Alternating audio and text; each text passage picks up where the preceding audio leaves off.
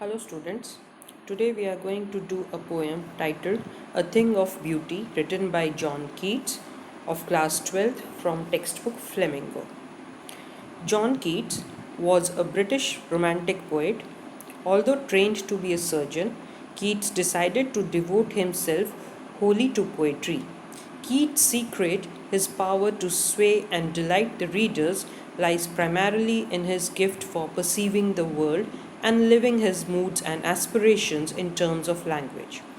The following is an excerpt from his poem Endymion, a poetic romance. The poem is based on a Greek legend. Legend here means a story, a mythological story, in which Endymion, a beautiful young shepherd and poet who lived on mountain Latmos, had a vision of Cynthia, the moon goddess. The enchanted means delighted, happy youth, resolved, decided to seek her out, and so wandered away through the forest and down under the sea. So here in this poem, this is taken, it is an excerpt that is taken from a bigger poem, that is Endymion, a poetic romance. So it is just a part of it. Now let us begin with the poem. Before that, it says that what pleasure does a beautiful thing give us? Are beautiful things worth treasuring? Of course, they are worth treasuring. The very opening line of the poem, a thing of beauty, it openly recites the very theme of the poem. Any beautiful object is always treasured in our mind because it provides us eternal and everlasting joy. The happiness that anything beautiful provides never fades into nothingness but multiplies manyfold whenever it returns to our mind. So, the beautiful things, they help us to live life on this earth, though there are many problems, stress, disappointment are there, but uh, we all have beautiful things around us which makes us live our life easily on this earth. Now let us begin with the explanation of the poem. A thing of beauty is a joy forever. Means anything that is beautiful provides us an unending, everlasting, and eternal joy. And it leaves an indelible means permanent imprint on our heart and soul.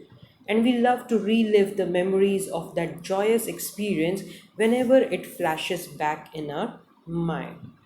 If I give example, if you think about your childhood, there were some moments which you still recall and feel happy. So those are the beautiful moments that gives you joy, and they will keep giving you joy forever.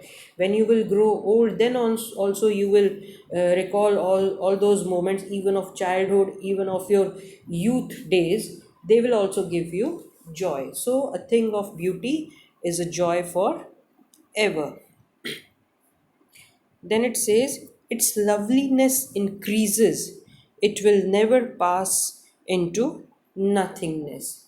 Its loveliness increases means the joy that we experience on seeing a beautiful object multiplies whenever we remember it.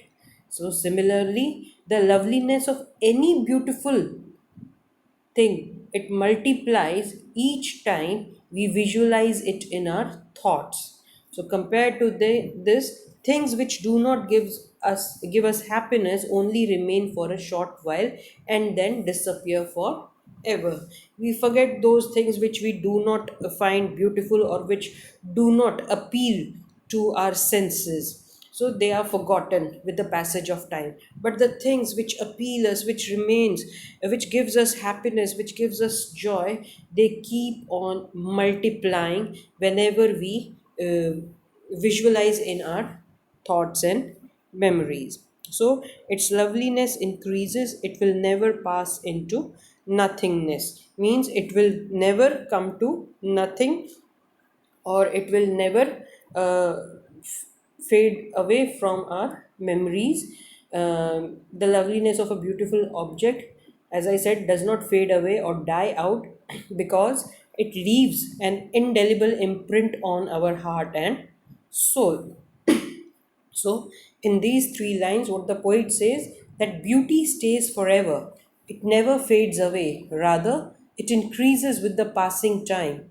So, the perception of the poet regarding beauty is that it never goes off with the passing time, rather, it beautifies more and more. Then it says, this, a thing of beauty. The sentence continues from here that a thing of beauty, what it will do, it will keep a bower quiet for us and a sleep full of sweet dreams and health and quiet breathing. So, for the poet, beauty is like a beautiful shady tree under whose shade all the creatures can sleep peacefully and enjoy good health. So, the beautiful thing, it resembles a shady shelter which gives us a comfortable sleep comprising of sweet dreams and relaxation, and this will ultimately lead to good health. In other words, I would say that in moments of sadness, we can recall the beauty of that object and be happy again. And its memory will lead us to a gentle sleep full of sweet dreams. It will keep us healthy and give us all peace. So, suppose you are feeling sad. I mean, your day it did not go well. So you think about the good things that happened in the past, and thinking about those things, you feel happy, you feel rejuvenated, and your mind relaxes. And when your mind relaxes, you have a comfortable sleep, and that sleep is full of sweet dreams, and you're completely relaxed and you breathe peacefully. Means it is not like you are panting or you're breathing heavily. It is, I mean, you breathe very easily, you are comfortable with yourself, and I mean, you have a very relaxed uh, sleep, which is full of sweet dreams. So, it this beautiful thing, it acts like a bower, and I explained you that bower is a shady place under trees, and beautiful things, they serves the purpose of a quiet bower for us, and we can move into this bower whenever we like. Means in this shade of beautiful things which will provide us happiness, which will relax our mind, which will lead us to a gentle sleep, which will be full of sweet dreams, and it will keep us healthy and give us all peace. Now, coming to the next stanza. The next stanza, it says, therefore, on every morrow are we reading a flowery band to bind us to the earth. What is morrow? Morrow is the next day after the present one. Means I would say tomorrow. The next day, tomorrow, it is called morrow. So it says that therefore on every morrow are we reading a flowery band to bind us to the earth. Reading means uh, weaving, and flowery band is a strip of flowers. Wreathing say, remember your word wreath. Wreath, that is put on the I would say this samadhis of great people. You must have seen the president and the ministers or the prime minister. They put wreath on every national festival.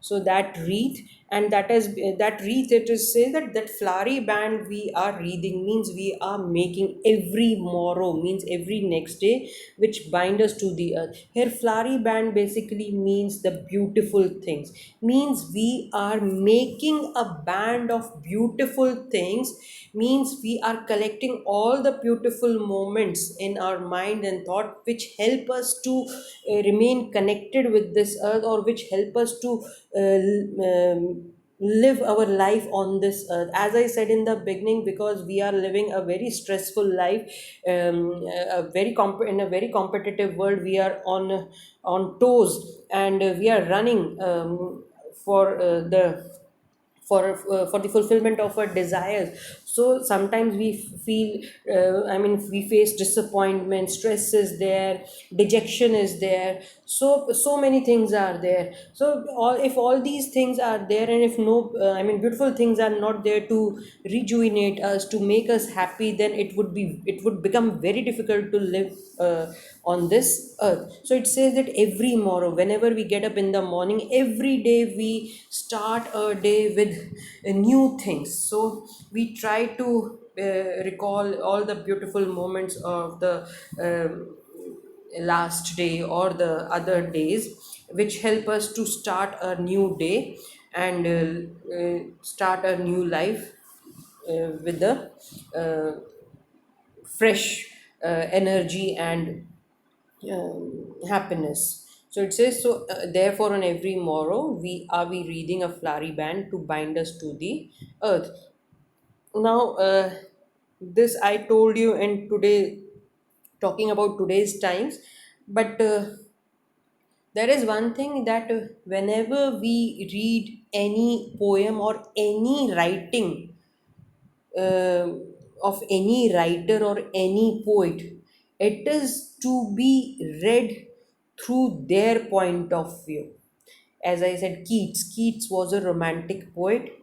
Secondly, we call him a nature's poet, and he lived. He lived when he lived during the time in this 1795 to 1821. So he's talking about that yana, or he's talking about that time where when nature was at its peak. Nature was at its peak means, because today we have destroyed nature so much. We have cut trees, you can see everywhere concrete means buildings. But when he lived at that time, it was all nature was in its beautiful form. So when he wrote this poem, basically he had the view of nature in his mind. So if we go by the literal meaning of this line, that on every morrow are we reading a flowery band to bind us to the earth. So he says that every morning we weave a beautiful string of flowers, or we can say memories, which help us to support ourselves and motivate us to live our life to the fullest, instead of burdening our lives with pain and suffering. So he says that we make uh, we weave a kind of flowery band, and it keeps us moving from one day to the next day. We try to attach ourselves with the nature. We try to be in touch with the nature by weaving this flowery band. And it also as I said, that Keats, a worshipper of beauty, he feels that every morning, by weaving a beautiful string of flowers, we strengthen our bond with earth and live our lives away from darkness and pain. So flowery bands, they are the beautiful things that keep our bond with nature constant and unbroken. They are an expression of our admiration for nature. Then what it says, spite of despondence. Spite of means in spite of. So in spite of despondence, despondence means loss of hope, of the inhuman dearth. Inhuman dearth means terrible shortage of uh, noble natures. Noble natures means nice people. So he says that in spite of means in spite of all these negative things, like despondence, as I said, it is loss of hope. Then it says, in human dearth of noble natures. In human dearth of noble natures. Why there is inhuman dearth of noble nature? Because man is inherently selfish, and there are only a few who possess nobility of character and rise above petty differences to show generosity. Means there are very few people who have a really noble heart. So there is dearth, there is lack, there is shortage of these people, or you can say the people with nobility, or you can say nice people. Then it says, in spite of gloomy days, in spite of gloomy days. So our days, they are made gloomy by the pain of defeat and loss of hope that we suffer when our path towards success gets obstructed by the deceit and selfishness of our colleagues. Means when our friends, they ditch us, or they uh, they are not loyal to us. So our heart, it breaks, and it becomes sad. So in spite of those gloomy days, in spite of that sadness, again it says, of all the unhealthy and over darkened ways. Unhealthy and over darkened ways. Unhealthy means not healthy, or wrong methods. And over darkened ways means basically, it refers to the trials and tribulations one encounters in the journey of life. Unhealthy and over darkened ways, they refer to the trials and tribulations which we encounter in the journey of life. Means the struggle, the problems that we encounter while moving ahead in our life. So, in spite of all these, which are made for our searching, made for our searching, means we have to struggle a lot, we have to search our own ways. So there are many mysterious happenings that man fails to understand in spite of all his attempt. We try to attempt understand why we have failed, but in spite of all this, means we are not able to understand the reasons behind our failure. So it says, the sentence, read this sentence. It is, with every word you put, in spite of, means in spite of all these things, despondence, inhuman dearth of noble natures, gloomy days, unhealthy and over darkened ways made for our searching. Yes, means yes, in spite of all these things, in spite of all these negative things, what is there? Some shape of beauty moves away the pall from our dark spirits. So, as I said, that I mean, after all, because of in spite of all these negative things, means despite the existence of gloom and darkness around us, inhuman dearth of noble natures, there is lack of noble souls on our earth. Why? Because man is selfish and centered. Then gloomy days, days that are full of sadness, and unhealthy and over darkened ways. As I said, it refers to trials and tribulations of life, selfish and jealous methods we adopt to achieve our goals. So they are made for our searching. Searching in the sense means uh, uh, these things, uh, they are made for our searching, means we face these trials and tribulations of life to achieve our goals. So, because of all these negative things, yes, in spite of all, some shape of beauty moves away the pall from our dark spirits. So, it says, in spite of all these unhappy things, man continues to live on this earth because There are some beautiful things in the world that takes away the gloom from our sad hearts, from our sad souls, our spirits. So some beautiful things are there which removes this cloud, dark clouds of sadness from our spirits. Pal means cover. So beautiful things are there which removes this sadness from our soul, from our spirit, from our hearts. And one can fade away these negative vibes. Negative vibes means negativity, hatred, greed. So these are the causes of gloom and sadness, and these can fade away with the help of beautiful things that surround us.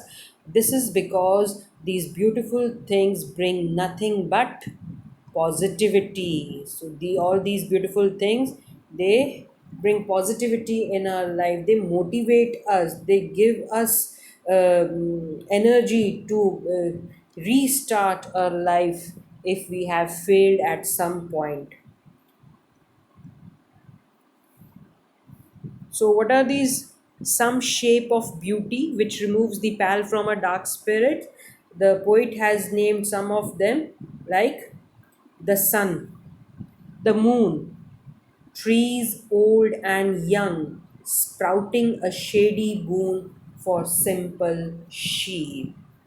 So the some of the beautiful things the poet has listed over here, which adds charm to the otherwise sad life on this earth. And he says that there are beautiful sun and the moon, big and small trees that give pleasant shade for a gentle sheep.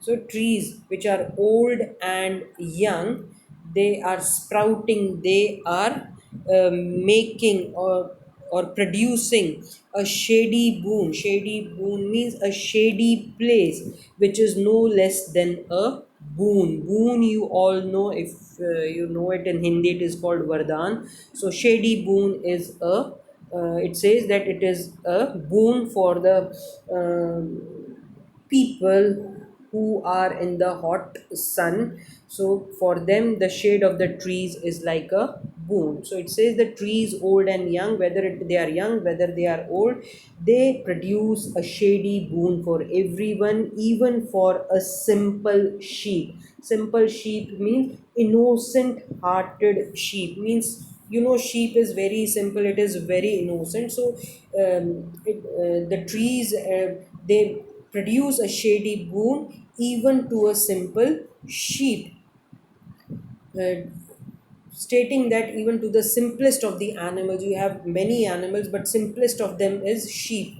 And this simple sheep, it also symbolize what it symbolize. Sheep and lamb are envisioned as symbols of innocence and serene beauty. Jesus Christ, he was a shepherd and was surrounded by his flock of sheep, his followers. So Keats has made special reference to the sheep as symbols of divine beauty. So that is why it says that the trees, they produce a shady boon even for the simplest of the animals such as sheep. Then it says, and such are daffodils with the green world they live in. So daffodils, you all must be knowing, they are the flowers. So there are the lovely daffodils with all the green world in which they live in. Green world they live in means beauty of nature is at its best in the lush green surroundings of meadows and pastures, which provides support to all plants and animals. And it is in this green world that all living creatures find true happiness and joy. And in this green world, we have another beautiful thing, that is daffodils, the beautiful flowers, daffodils, which live in this green world. Green world means the forest, and clear rills that for themselves a cooling covert make.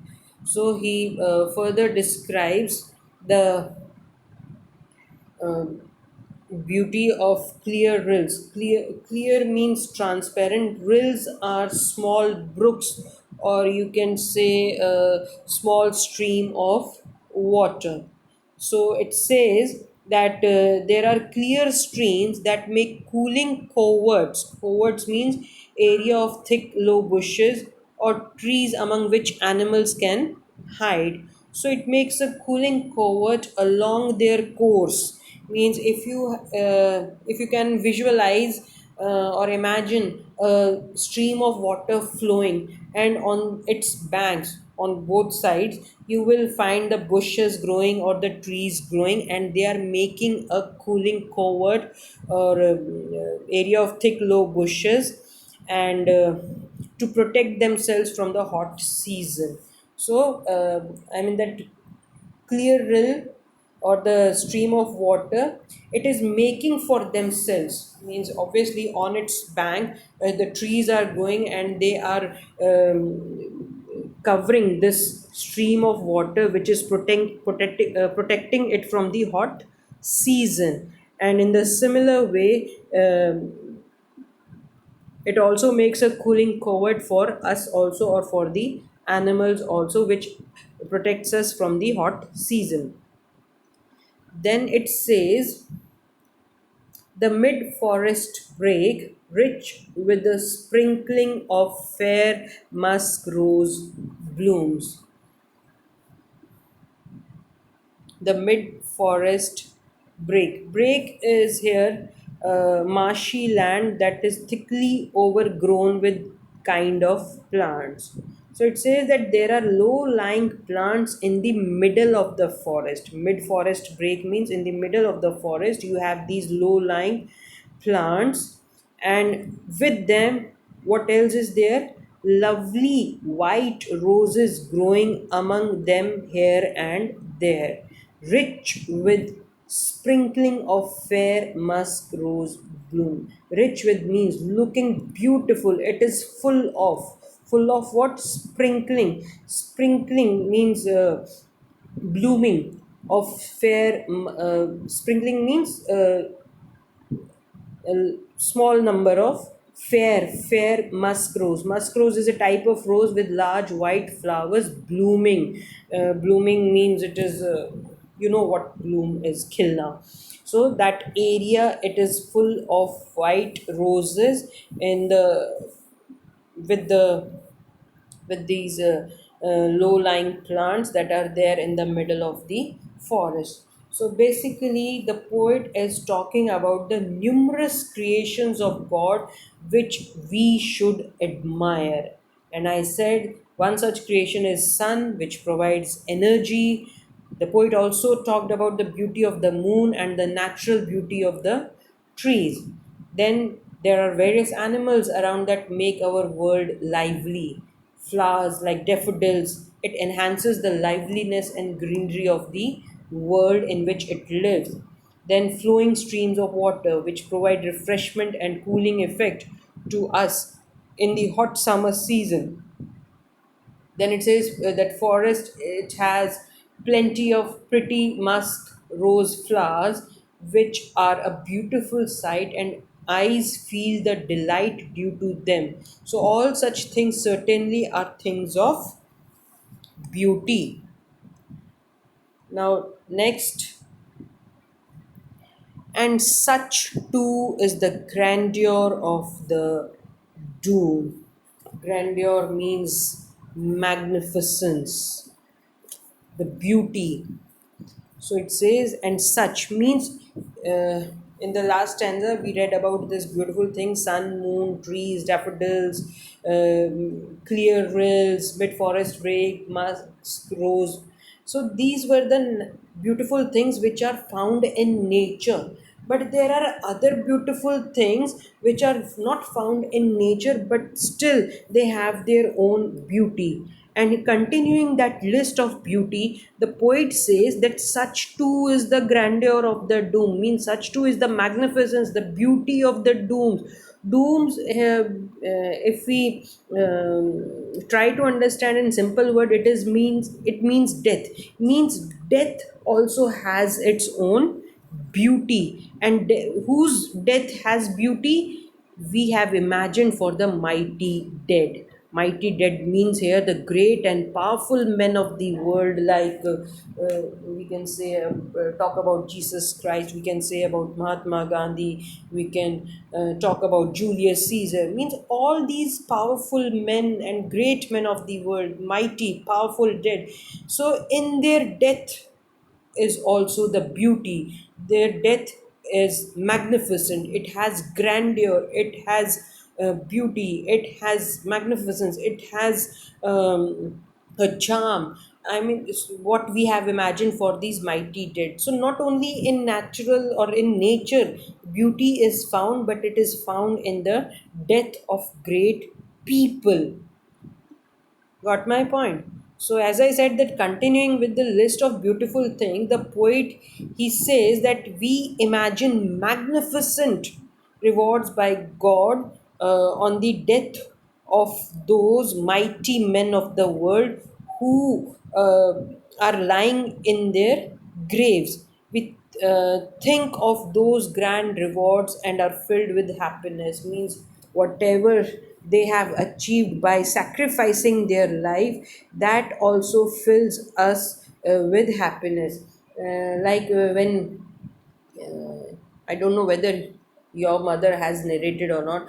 I mean, story of Rana Pratap, story of Shivaji, the grandmother, grandparent, they used to tell such stories to their grandchildren and telling about the sacrifice that they made. So they wanted to tell their children that there was a beauty in their sacrifice. The sacrifice that was made by them, it also had some beauty, a beauty which motivates us to do something for our country, to do something for our fellow men. So though the beauty is there in the sacrifice of these great people, it is not that it is found only in the things that are there in the nature. So it is found in the beauty, it is found in the death of these strong powerful people. Then it says, all lovely tales. Lovely tales here means the motivational stories. Motivational stories, as I said, that it is of martyrs that the poet is speaking about. Martyrs means, as like Maharaja, Maharana Pratap, great Shivaji.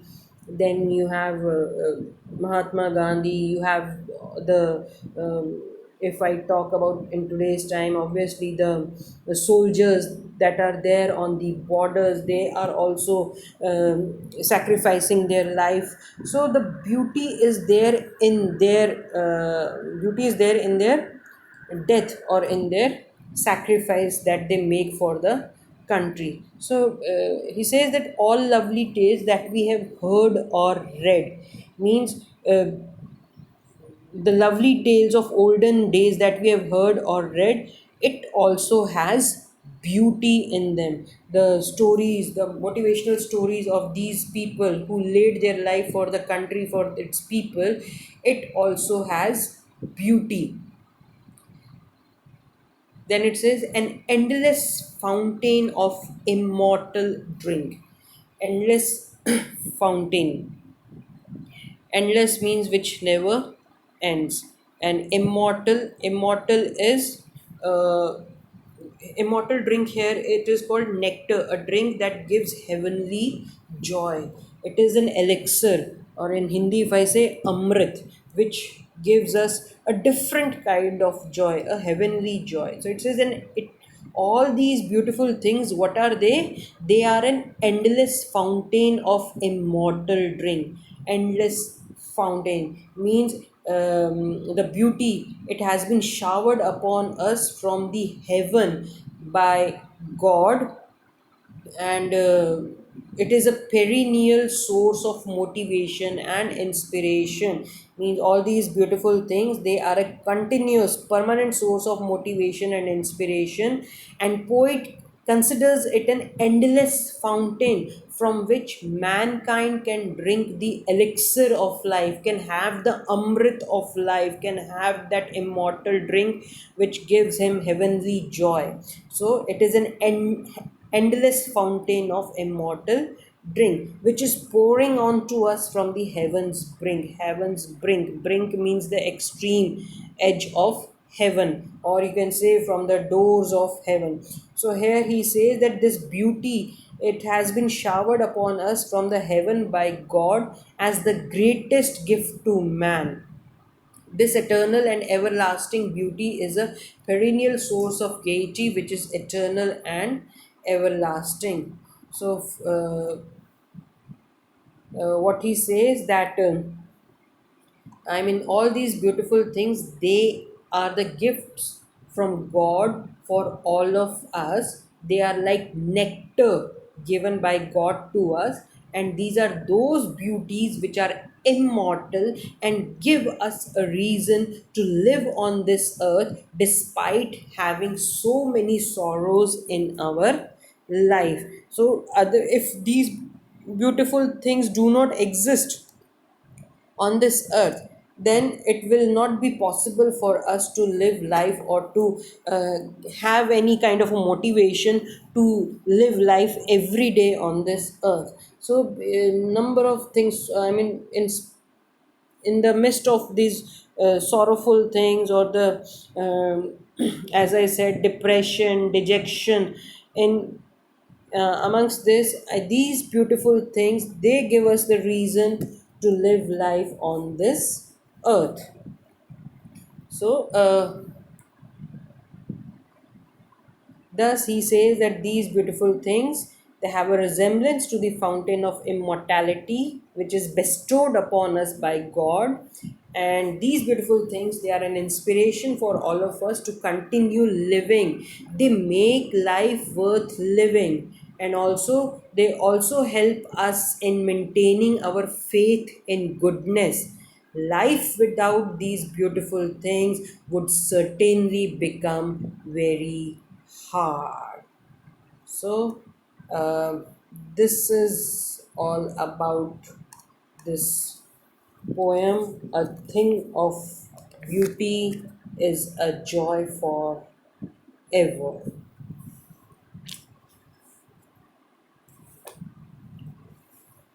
Now,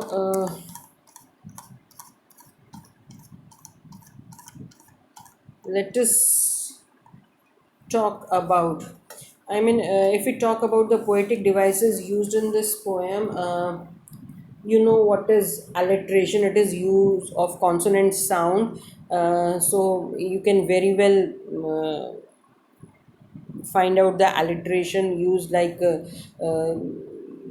sleep, sweet, in the first stanza. So sleep and sweet. Then you have Bower. Bower quiet.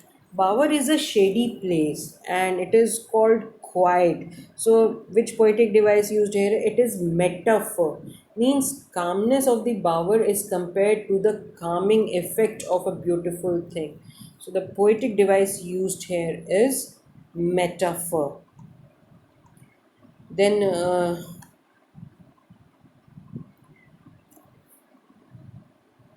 when you use uh, same word in two consecutive line,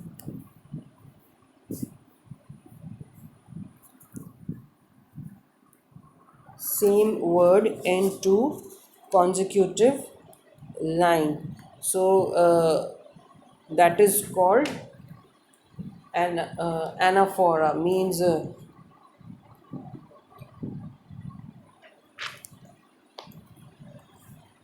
of noble natures of all the unhealthy. So similar words of it begins with. Then you have metaphor, wreathing a flowery band, means a beautiful thing of a life, it binds us to the earth. So this is a metaphor. Then a literary device, imagery. Imagery means it is creating a sensory effect of beautiful things lined up in a string. And what is that? A flowery band to bind us. So, an image has been created of a flowery band which tells us that beautiful things are lined up in a string, means they are one after the other. Then you have another poetic device that is called inversion. Inversion is here. Uh, Firstly, what is inversion? It is normal order of words is in reverse order. Normal order of words in reverse order. Like you see this. Are we reading a flowery band? They are in reverse order. The words are in reverse order. It is not a question over here, but the words have been reversed. So it says, are we reading a flowery band? So it is the poetic device used here is inversion. Now coming to the next stanza, again, imagery is used here. Trees giving shade, so sprouting shady boon, so growing process of daffodils with the green world they live in. Then clear water streams or clear rills, they all are imagery, means the moment we speak these words, the image of all these things come in front of our eyes. So the imagery has been used here to define the beauty of the nature. Now, antithesis. One more poetic device is antithesis, where antithesis is used when you put two opposite words together. So, here, two opposite words. Which are those two opposite words which have been put together? Yes, see the line, trees old and young. Old and young, they are the opposite words that are placed together. Hence, the poetic device used is antithesis. Now, coming to the last stanza, again, metaphor, immortal drinks. Means beautiful objects of nature are forever like a never ending portion of a drink, immortal drink. So, a metaphor is used. Then, imagery, it was like bushes full of musk roses, then the books describing valor of fighters, and God providing us with best things. He means He's pouring from the heavens, bring. So this imagery has been used over here. So these are some of the poetic devices that have been used in this poem.